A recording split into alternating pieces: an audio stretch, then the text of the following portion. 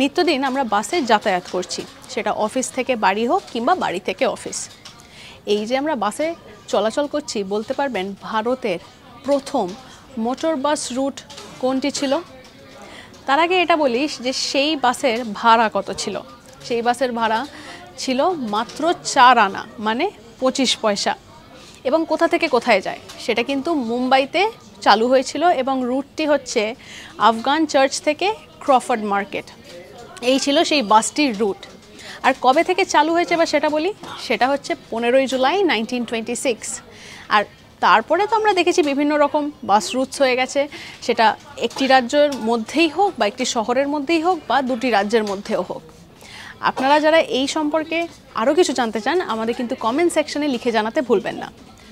Like, share and subscribe করবেন, সঙ্গে রাখবেন আজ তাক বাংলাকে। আমরা রয়েছি হোয়াটসঅ্যাপে, তাই হোয়াটসঅ্যাপেও কিন্তু ফলো করতে ভুলবেন না। সঙ্গে রাখুন আজ তাক বাংলাকে।